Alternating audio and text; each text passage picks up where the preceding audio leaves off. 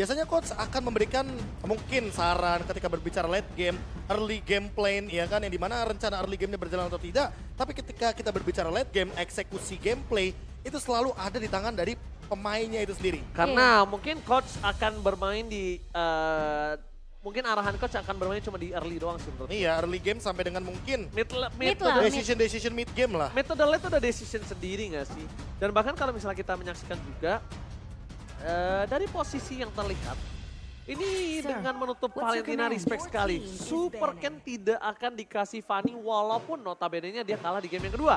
Tapi kalau misalnya dia dikasih Fanny dan dilepaskan Fanny-nya, sedangkan Kufranya akan ditutup, wah itu akan berbatuk bisa termakan gold lane dari seorang Marky. Iya, apalagi solo kill yang berbahaya ya nantinya takutnya. Termakan lebar ya. Termakan lebar. Apalagi karena kita tahu sendiri di gold lane, ini Super Saiyan belum tentu bawa marksman. Belum tentu. Bisa jadi dia bakal bawain hero-hero fighter kayak tadi, kayak Bane. Atau mungkin hero-hero mage kayak Harit. Bahkan dari 2 game yang dimainkan, kita belum melihat marksman loh dari kubu Bigeton Alpha. Iya. Betul. Masih mage dari gold lane. Padahal kita tahu Super Saiyan, Fighter gold lane. dia power banget dengan menggunakan Leslie. Iya kan, yang dimana kita tahu sendiri lah, itu hero pegangan late gamenya.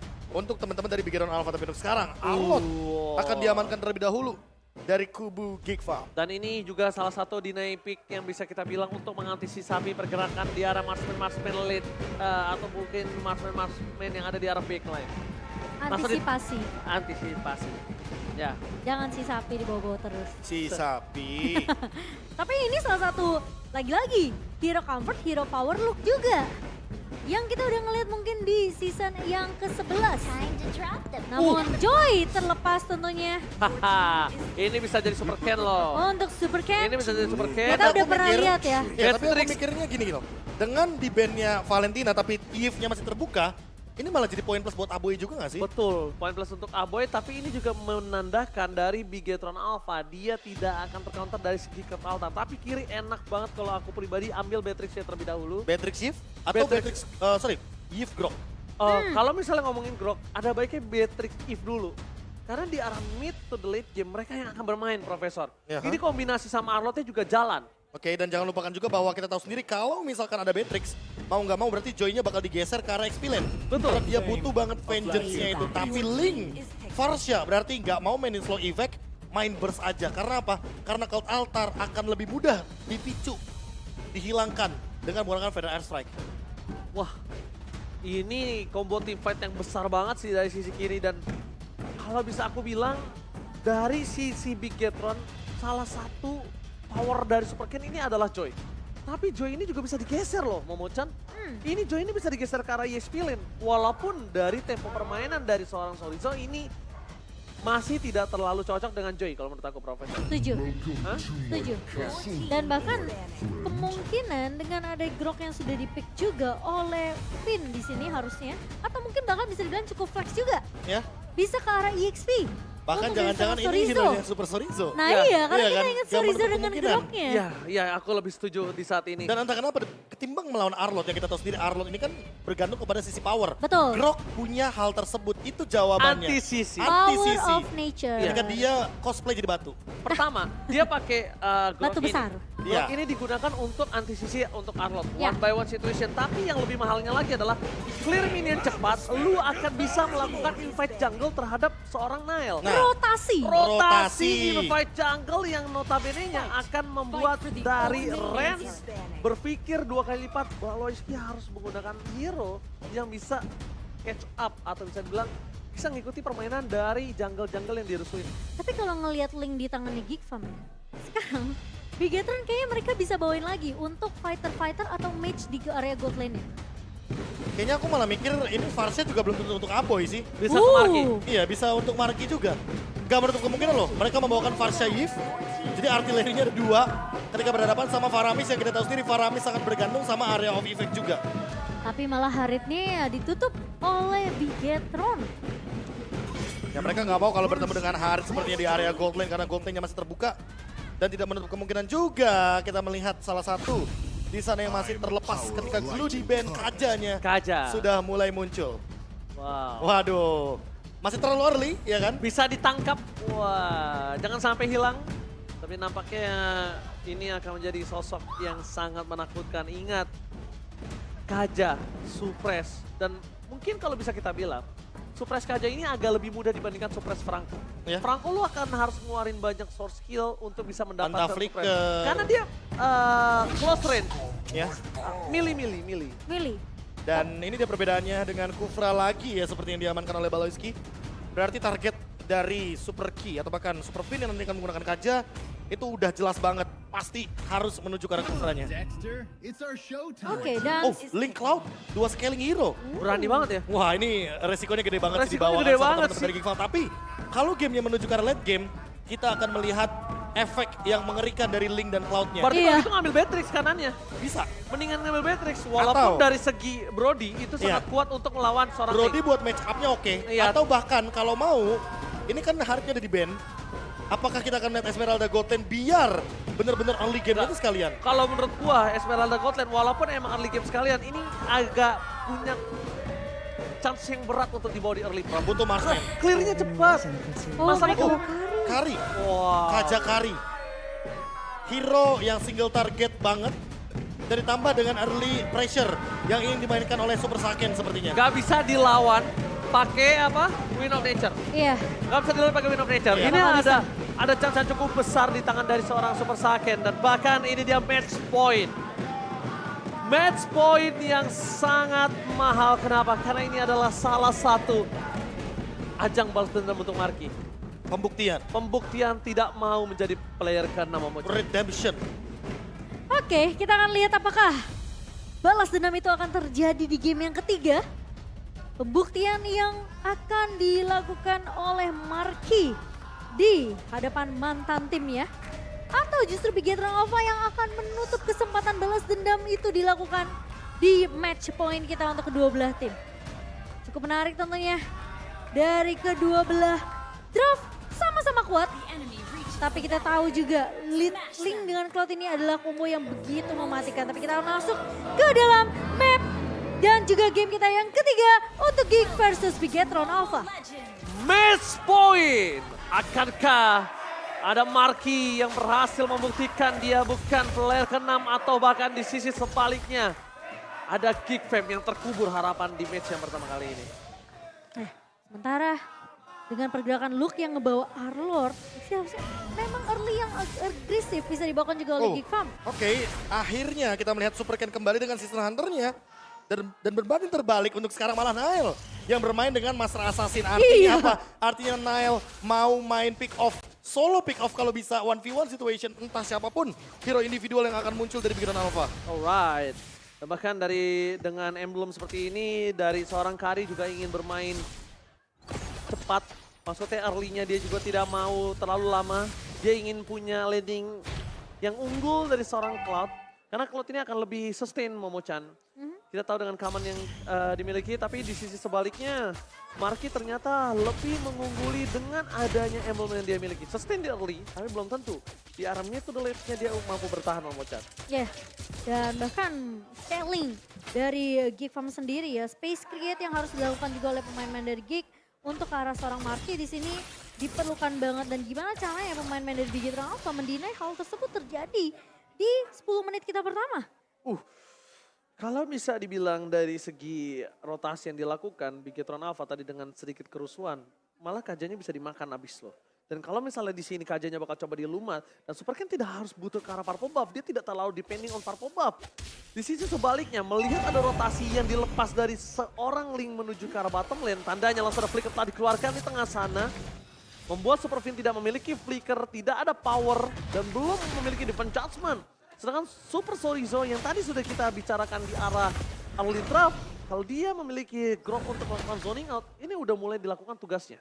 Ya, sementara dari Super Ken sudah kembali lagi mencoba untuk melakukan kontes di area turtle-nya dan sudah ada proses yang Wachas baik. telah dikeluarkan, Luke bakal coba dimakan, first blood telah berhasil didapatkan, tapi ternyata di sana power of retribution di tangan dari Super Ken. Tempest of Fate menuju ke arah belakang tidak bisa membuat seorang Nile untuk mendapatkan turtle dan bahkan kemungkinan besar Nile akan kehilangan purple buff-nya. Ya, karena udah mulai langsung diinvasi begitu saja. Setelah ada objektif, setelah yang berhasil diamankan oleh Bigetron Alpha, Baloi masuk. Satu buat Terror Revenge, namun kali ini di area depannya ditahan. Oh, Super Ken berhasil menghindari damage dan dapat satu point kill. Menghindari damage dari seorang Tyler Rage. Sosok Paloyski gagal mendapatkan Super Ken, tapi dia malah bebas bernyanyi, bermain piano di tengah sana. Electrifying Beats lagi-lagi. Dan Bigetron Alpha kembali dengan permainan yang kita udah mulai mungkin ngeliat di game pertama. Mereka coba untuk ngebait satu buah teamfight yang mungkin bisa dibilang skirmish kecil di area purple-nya. Dan itu diiyain sama Geekfam. Dan bahkan Aboynya keculik. Ya ini kerugiannya sebenarnya ada di Aboy sih. Kalau misalkan Aboy kita match up kan dengan Super Key, mau tidak mau nanti kita akan melihat perbedaan level dan item di early game. Tapi untuk saat ini setidaknya itu yang paling bisa dilakukan sama Geekfam, mempertahankan purple buff untuk Nile agar dia tidak kehilangan pattern farming yang benar-benar potensial di early game. Karena kalau dari early game aja purple buff-nya pun sudah hilang, kemungkinan besar di sini Bigetron Alpha akan invade dan berkali-kali akan melakukan hal yang serupa. Oke, dan untung aja nggak hilang. Tapi kalau misalnya dilihat dari Super Fin bakal coba untuk melakukan invasi ke arah bottom lane, informasi yang harusnya sudah didapatkan ya. Dan ini Marky juga langsung melakukan defensive mode. Dia langsung mencoba untuk bertahan. Tapi nampaknya ada yang mengikuti Super Ken. Informasi telah diberikan. Driven Judgment telah didapatkan. Paloyski akan coba dimakan bulat-bulat. Super Ken dengan sangat instan menuju ke arah seorang Aboy. Tidak ada cover menuju ke arah seorang Super Saiyan. Tapi nampaknya Super Saiyan juga akan menjadi korban keganasan dari Geekfam. 1 untuk 1 dan ternyata triple kill. Looking for Maniac. Apakah ini akan menjadi satu Maniac pertama untuk Super Ken? Karena ada Luke di depan sana yang coba dimakan begitu saja. Wadas dan tidak ada Maniac.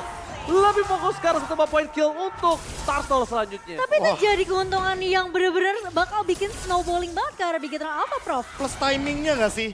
Kayak kita ngeliat timingnya ini pas banget. Abis dapetin point kill terhadap Luke, muncul Turtle tiba. Turtle-nya muncul. Ini udah kayak disiapin, ini bonusnya loh, Turtle-nya, setupnya dan semuanya. Karena balik lagi, untuk sekarang lagi-lagi Nile harus benar-benar effort lebih. Karena dia tidak membawa Season Hunter, dia membawa Master Assassin. Sehingga ini yang nanti akan membedakan pattern farming dari Super Ken dan juga Nile-nya sendiri. Super Ken tentunya akan lebih well farm di sini dengan ngebawa Season Hunter juga.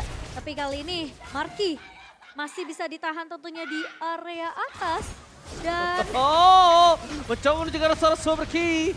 Nile gagal tertarik, tapi ini udah ada informasi yang diberikan. Tidak ada Feather Extract yang tandanya ketika Feather Extract tidak ada, invasi di arah top lane, ini mungkin agak cukup kekurangan damage. Lihat, Super Key akan memaksa, dapat sana ada Marky, Super Ken membuat seorang Paloyski bingung siapa yang akan coba gua tangkap karena terlalu riskan menangkap seorang Super Ken. Super Finish coming up, Defense Adjustment gagal didapatkan. Informasi yang bisa dimiliki adalah parpolnya akan coba dipegang oleh seorang Nile. iya, tapi apakah akan ditukarkan nantinya? Tapi masalahnya dari posisi Nile tentunya akan lebih cepat untuk mengamankan ke arah purple yang sudah colong begitu saja. Tapi dari seorang Nile kali ini bakal coba di-cover oleh seorang Luke. Yang dimana Ki sudah mulai berjalan juga. Sorizo udah memotong dari area bawah dan Nile dipukul mundur secara tidak langsung dengan satu buah Power of Nature dari seorang Sorizo. Masalahnya Nile sekarat dalam maut. Dia seperempat darah. Walaupun dia ada Tempest of Death, Defense Adjustment itu nggak bakal bisa bikin dia bertahan. Selama durasi Defense Adjustment masih dipegang dia dan dia langsung hilang ketika kena Super Ken, Profesor. Ya, itu 1400 damage loh, physical damage. Iya, Di makanya. menit yang ke-6, bayangkan dari Power of Nature yang begitu kejam. Masalahnya si Sorizo ini dia bawa Master Assassin juga, Be. Iya makanya ini bakal jadi poin plus, tapi di depan sana langsung ada inisiasi. Dia dibuka begitu saja ke Altar yang akan menyelamatkan hidup dari pemain-pemain Bigetron Alpha, tapi dibuka begitu saja tanpa Blitz ke arah seorang Super Fin memang tumpah, tapi Ken membalaskan itu semua. Ranger Emas. Oke, tapi di depan sana ada Marky yang mencoba untuk bertahan seorang diri, tak ada yang menemani. Dia ada top lane mencoba untuk mempertahankan dirinya, tapi Turtle kembali akan di tangan dari Bigetron Alpha. Perfect Turtle for Bigetron Alpha, kembali lagi dominasi seperti di game yang pertama. Wah ini bener-bener kayak kita dibawa dejavu sedikit. Di game yang pertama hanya diberikan 2 poin kill saja. Dan bahkan Super Fin di-trade dengan banyaknya pemain dari Geekfam. Sehingga 1-3 tentu dari kuantitas saja kita udah melihat. Ini engage play dari Geekfam terpatahkan itu yang pertama. Ya. Gold leadingnya dari 3.000 menuju ke arah 5.000 bahkan 6.000. Makin jauh. Makin jauh. Kalau misalkan Lord didapatkan, tidak menutup kemungkinan ini 10.000 gap gold pun Wow. bisa didapatkan. Kalau kita melihat dari instant replay, semuanya menuju ke arah Super Fin. Tapi Cloud Altar membuat Super Vince setidaknya sedikit saja bisa memberikan efek paralyze. Agar damage yang diberikan ke arah Super Ken tidak begitu maksimal, dipotong sedikit lah, 4% di sana. Ya, dan sama seperti di game pertama, nggak ada yang bisa menghentikan atau mungkin nge-beat. What are you doing, Baloy? Membuang tire race dengan sia-sia kali ini. Apakah ini T-Man MPL untuk pertama kalinya? Ya, Trigger mental. Trigger beta. Tapi lihat Watchers dikeluarkan, PDS bersama dengan mendapatkan satu ball untuk Super K. Masih mau lebih, Super Ken bernyanyi bermain piano di depan sana, gak ada yang bisa ditumpangin. One man situation, Super K langsung dengan siap. Lihat, Super Ken dia muterin dan Super K udah siap di sana. Yang membuat league-nya kalau masuk lebih dalam lagi akan termakan. Udah pasti. Itu kalau misalkan tadi Nael tidak mengikuti bagaimana insting dia sebagai assassin untuk mengejar ke arah Super Ken, itu udah pasti bakal kemakan. Tapi untuk sekarang Nael mau tidak mau nggak punya ultimate lagi, nggak punya Tempest of Blade, jadi dia harus memilih untuk mundur. Dan ini dia sebuah perbedaan dari segi emblem ketika penggunaan Link dari Super Ken versus Nael. Tadi bedanya yang pertama, Fatal digunakan, Season Hunter masih di bawah. Tapi untuk dari Nael, dia membawa Swift, dia membawa attack speed, tapi tidak membawa Season Hunter. Dia memilih Master Assassin di sini. Iya, dari segi farming tentunya akan sedikit tertinggal jauh ya, Be ya. Di sini dengan ngebawa Season Hunter juga di tangan seorang Super Ken. Dan memang nggak sama-sama ngebawa Master Assassin, tapi yang dibawakan dari Nael sendiri adalah dia bawa lebih ke arah attack speednya. Ya bedanya sedikit. Ya mungkin kalau kita ngeliat dari Swift aja cuma satu ya karena attack speed. Tapi untuk sekarang, Oke, kalau Altar telah dikeluarkan, Paulus King ada terrorist tapi free hit. Dikeluarkan oleh seorang Super Saiyan, Marky hilang. Watchers di arah belakang membuat seorang Aboy harus flicker ke arah depan. Mencoba untuk menukar ke satu untuk satu, tapi nampaknya gagal. Ini pencara. Mereka kehilangan 3 playernya ketika ada Lord yang udah muncul ke lane of down. Nostalgia, Deja Vu game yang pertama kembali lagi hadir kali ini. 8-0-3 ya kan, plus ini plusnya ya, menit 9 Blood Wings udah ada di tangan dari Super Ken. Itu seberapa besar damage? Seberapa besar damage? Ya ini dia jawabannya, 36.735 damage magical yang diberikan ke teman-teman Geek Farm, dan pattern farmingnya benar-benar tidak terhentikan. Nael sudah kehilangan purple buff-nya, dan bahkan untuk saat ini invasi ke arah orange buff bukan hal yang mustahil. Oke, Nael. Hampir aja dipaksa Tempest of Blade, Cimo. Hampir ya? Hampir. Untung. Dan sama seperti yang kita tahu Geek Farm, patternnya all for one, one for all. Mereka maju, tumbang satu persatu, dan bahkan dari Bigetron Alpha mereka yang tinggal nunggu inisiasi yang dibuka sama seorang Baloy. Oke, memang MPL makin lebih keras, tidak ada game 2-0, game 2-1. Apakah kali ini para pasukan dari Bigetron Alpha akan menghubur mimpi dari Geek Farm menamatkan di game yang pertama kali ini? Di match yang pertama. Tapi match kali ini benar-benar membuat Bigetron Alpha harus membolongi semua base turret supaya mereka bisa lancar dari 3 lane push. Satu babak celuk, termakan, Watch dikeluarkan, Marky hilang. Nggak peduli apapun terjadi walaupun dikating, dan ini dia Bigetron Alpha, sang super squad berhasil mendapatkan kemenangan pertama mereka di MPL. Bahkan kemenangan yang begitu mendominasi dari Super Bigetron di match kita yang pertama. Wah, super squad, super team. Dan inilah dia para 5 pemain supernya yang mendapatkan poin 21, bahkan walaupun mereka bisa dibilang terpleset di game yang kedua. Tapi yang penting game ketiganya mereka leading jauh banget. Leading terlalu tinggi dari segi network. Dan itu yang membedakan bagaimana Nael, Super Ken, dan kawanan Geek Farm yang benar-benar tertinggal dari segi 7.000 sampai menyentuh 10.000 real, man. Kejadian beneran. Perbedaan 12.000 gold di 10 menit, bahkan nggak nyampe 9. Nggak nyampe 1.000